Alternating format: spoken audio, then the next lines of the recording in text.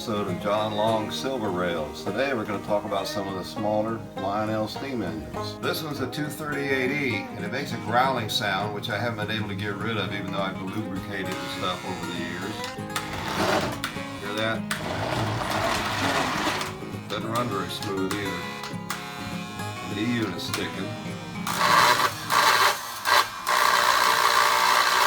Whistle needs lubricating. I have run a jumper wire to the tender to help with the pickup on this engine. So let's show you the features. I guess I'll have to work on this one a little. It did run much better. It has this valve gear system right here.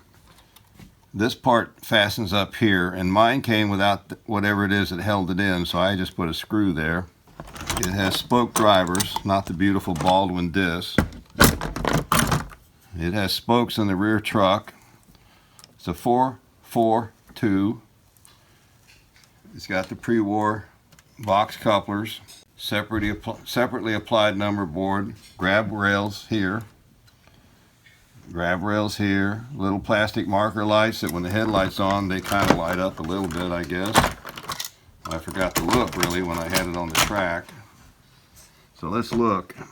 We'll put it on the track if we can and we'll have a look. A little hard to get this one on the track. Now we're going to see how bright these marker lights get. And the way to do that is to turn the overhead light out.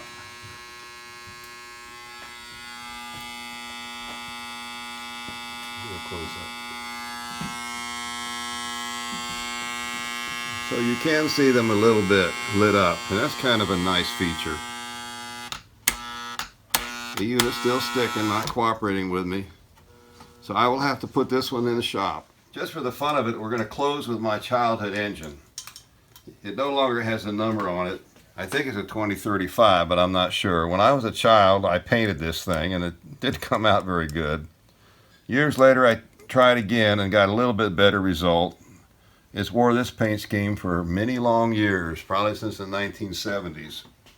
I like the white sidewalls from the American Flyer look, so I put them on here. And I gave it a red cab roof. It did not have separately applied grab rails. So these holes here were drilled out. And this hand grab rail was built that reaches over the boiler. I need to replace this marker light. This engine had many, many rugged years of service. I got it about 1952 or 53 when I was 8 years old. I can't remember exactly when. Let's see, you can do the math. I was born in 43. I guess I got it in 51. Does that come out right?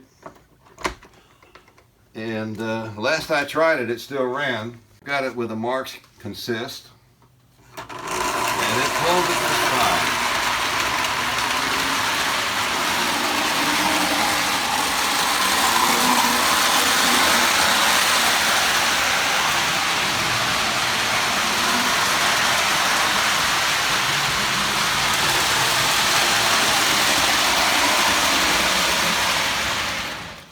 It's one rugged locomotive. As a child, I ran it through many a roadblock and other things like that.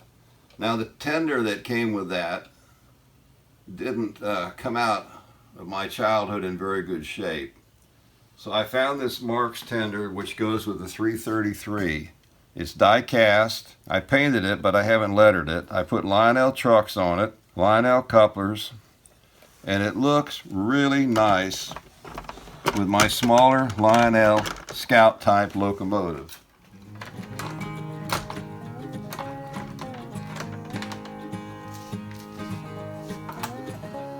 Goes with it like Lionel planted that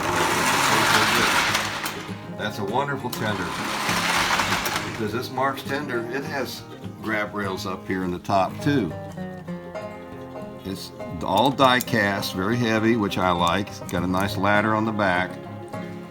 So if you have a Scout locomotive but you're not happy with a tender, try to find a 333 tender and see what you can do with it. Well, that's all for this show, folks. Please like and subscribe, and thanks for watching.